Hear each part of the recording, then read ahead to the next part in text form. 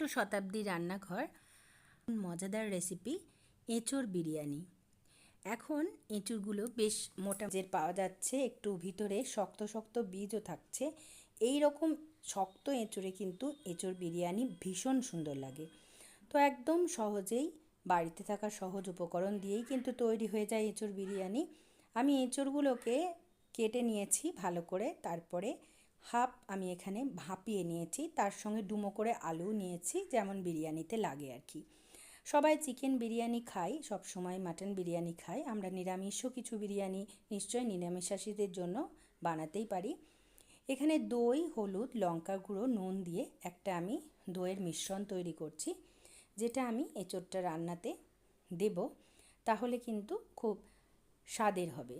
আপনারা যারা একদম সম্পূর্ণ নিরামিষ খাবেন তারা চাইলেই পেঁয়াজ রসুন স্কিপ করতে পারেন, তবে আমি এখানে পেঁয়াজ রসুনেরই দিয়েই বানিয়েছি।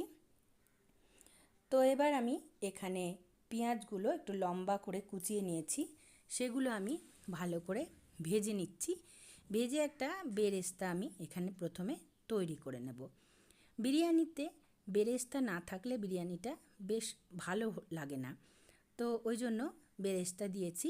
কিন্তু নিরামিষ বিরিয়ানি হলে বেরেস্তা দেওয়ার দরকার নেই, ওটাতে একটু ভালো করে দইয়ের মিশ্রণটা আরও একটু গরম মশলা দিয়ে ফেটিয়ে নিলেই কিন্তু ভালো লাগবে। আর বিরিয়ানি মশলাটা একটু বেশি পরিমাণের লাগবে, তাহলেই কিন্তু নিরামিষ বিরিয়ানিও খেতে ভীষণ ভালো লাগে। এবার আমি সাদা তেল দিয়েছি, তেলের মধ্যে লবঙ্গ, দারচিনি, এলাচ আর জয়িত্রী ফোড়ন হিসেবে দিয়েছি, আর শামরিচ দিয়েছি। তারপর পেঁয়াজ বাটাটা আমি এখানে দিয়ে দিলাম। এবার ভালো করে আমি এখানে ভেজে নিচ্ছি। পেঁয়াজ বাটা দিয়ে প্রচণ্ড গরম, তীব্র দাবদাহ চারিদিকে, তাই খুব একটা তেল মশলা আমি এখানে ব্যবহার করব না। অল্প তেল মশলাতেই কিন্তু এটা অপূর্ব সুন্দর হবে। তো এবার পেঁয়াজ রসুনটা বাটাটা আমি ভালো করে ভেজে নিচ্ছি, কষাতে থাকছি। এইভাবে কিন্তু এঁচোড় বিরিয়ানি খেতে ভীষণ ভালো লাগে। এবার আমি আদা, রসুন আর কাঁচা লঙ্কার পেস্ট বানিয়েছি, সেটা দিয়ে দিলাম। তো এঁচোড়গুলো কিন্তু একটু বড় সাইজ করে কাটবেন, বেশ বড় সাইজ, যেমন মাংসের পিস হয়, তাহলে প্রত্যেকের পাতে সুন্দরভাবে পড়বে আর খেতে ভালো লাগবে। এবার হলুদ দিয়ে দিলাম, নুন দিয়ে দিলাম, তারপর আবারও আমি কষাতে থাকবো, আর সামান্য চিনিও দিয়ে দিলাম। এবার ভালো করে আবারও আমি পেঁয়াজ রসুন আদা বাটাটা কষাতে থাকছি।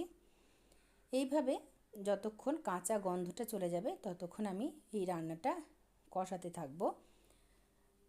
যখন আমার কষানোটা সম্পূর্ণ হয়ে যাবে তখন এর মধ্যে সেই দইয়ের মিশ্রণটা যেটা বানিয়ে রেখেছিলাম সেটা দিয়ে দিলাম। তার আগে কিন্তু আমি আঁচটা একদম কমিয়ে নিয়েছি, যাতে করে দই ফেটে না যায়। আর দই ফাটার এখানে যদিও সম্ভাবনা নেই, কারণ দইয়ের সঙ্গে আগে যে মিশ্রণগুলো আমি দিয়েছি, যে গুঁড়ো মশলাগুলো, সেগুলো দেওয়ার জন্য কিন্তু এখানে দই একদমই ফাটবে না। তো এটাও একটা ট্রিক্স, যে দই না ফাটার। রান্নায় আমরা দই দিতে গেলে অনেক সময় ফেটে যায়, এইরকমভাবে করলে কিন্তু ফাটার সম্ভাবনাটা একেবারেই থাকে না। তো খুব ভালো করে আমি দই দিয়ে কষিয়ে নিলাম। দেখুন তেল উঠে গেছে। এবার আমি দিয়ে দিলাম বড় চামচের 2 চামচ এখানে আমি বিরিয়ানি মশলা নিয়েছি, সেটা দিয়ে দিলাম। বিরিয়ানি মশলাটা আমি এক বাড়িতে তৈরি করেছি, একদিন আপনাদের সঙ্গে শেয়ার করব মশলা কিভাবে বানিয়েছি, খুবই সহজেই। এরপর আমি যে এঁচোড় আর আলু যে হাফ সেদ্ধ করে রেখেছিলাম হলুদ দিয়ে নুন দিয়ে, সেইটা আমি দিয়ে দিলাম। এবার ভালো করে আমি এখানে কষাতে থাকবো। বেশ সুন্দর করে আমি এখানে কষিয়ে নিচ্ছি, যাতে করে সমস্ত মশলা আলু এবং এঁচোড়ের মধ্যে ঢুকে যায় আর স্বাদ হয় ভালো।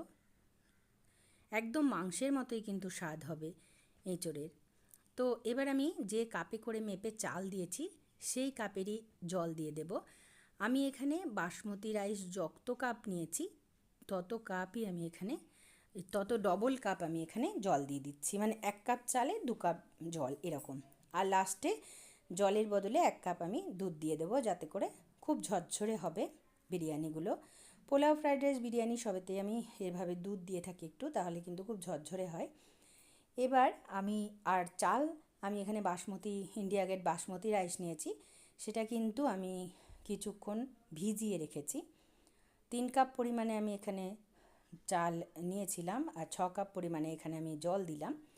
এরপর আমি বাসমতি রাইস একটুক্ষণ ভিজিয়ে জল ঝরিয়ে শুকিয়ে রেখেছি শুকনো করে, সেই চালগুলো কিন্তু এবার এর মধ্যে আমি দিয়ে দেব। এইভাবে করলে কিন্তু আপনাদেরকে যে লেয়ার করে বিরিয়ানি বানান সেটা করার কোনো দরকার পড়বে না। একদম সহজে এক পট মিল যাকে বলে, এক পাত্রে সহজ বিরিয়ানি এইভাবেই গরমে তৈরি করে নেওয়া যাবে। একদম ঝরঝরে যে বাসমতি রাইসটা দেখুন সুন্দরভাবে সেটা দিয়ে দিলাম, আর ভালো করে জলের সঙ্গে আমি মিশিয়ে নিচ্ছি। এরপরে আমি বিরিয়ানি করতে যেগুলো লাগে, কেওড়ার জল, গোলাপ জল, মিঠা আতর, এগুলো আমি দিয়ে দেবো। খুব বেশি পরিমাণে দিচ্ছি না, গরমে একটু হালকা দিলেই কিন্তু খেতে ভালো লাগে। আমি 2 ঢাকনা করে করে এই গোলাপ জল আর কেওড়ার জল দিয়ে দিলাম, আর সঙ্গে 1 ফোঁটা মিঠা আতর আমি দুধের সঙ্গে নিয়ে নিয়েছিলাম, দিয়ে দিয়েছি। এবার সবগুলো দিয়ে ভালো করে আমি ঢাকা চাপা দিয়ে রাখবো। 15 মিনিট মতো ঢাকা দিলেই কিন্তু রান্নাটা হয়ে যাবে, কেননা আমার আগে থেকেই ভাপিয়ে রাখা আছে আলু আর এঁচোড়, তাতে করে ওগুলো সেদ্ধ হয়েই আছে। তারপর আমি এটা ঢাকা দিয়ে দেব। বন্ধুরা, দিয়ে দিলাম ওপর থেকে বেশ ভালো পরিমাণে ঘি, গাওয়া ঘি এখানে দিয়েছি, যাতে করে খুব সুন্দর গন্ধ আসে। ঢাকা 15 মিনিট মতো দিয়ে তারপর খুলে নেব। একদম ঝরঝরে পারফেক্ট বিরিয়ানি তৈরি হয়ে যাবে। বন্ধুরা দেখুন কি সুন্দর হয়েছে। ওপর থেকে আমি বেরেস্তাগুলো ছড়িয়ে দেব। আমার এই বিরিয়ানি রান্না আপনাদের পছন্দ হলে অবশ্যই একটা লাইক কমেন্ট করবেন আর শেয়ার করে দেবেন বন্ধুদের সঙ্গে। আর ভালো লাগলে একদিন বানিয়ে খাবেন, তাহলেই বুঝবেন কতটা সুন্দর হয়েছে। দেখুন ভীষণ একদম ঝরঝরে হয়েছে, এতটুকু এক চালের সঙ্গে একটা চালের সঙ্গে আরেকটা চাল লেগে যায়নি, ভীষণ সুন্দর হয়েছে আর খেতেও ভীষণ ভালো হয়েছে। তো বন্ধুরা এইভাবে একদিন বানিয়ে খাবেন আপনারা বাড়িতে। ওপর থেকে বেরেস্তাগুলো দিয়ে দিয়েছি, তারপরে আমি গরম গরম এটাকে রায়তার সঙ্গে পরিবেশন করেছি। 2টো ডিমও সেদ্ধ করে নিয়েছিলাম, ডিম দুটোও আমি এর মধ্যে দিয়ে খাবার সময় নিয়েছিলাম। তাহলে বন্ধুরা ধন্যবাদ, ভালো থাকবেন, সাথে থাকবেন। আজকে এই পর্যন্তই, ধন্যবাদ।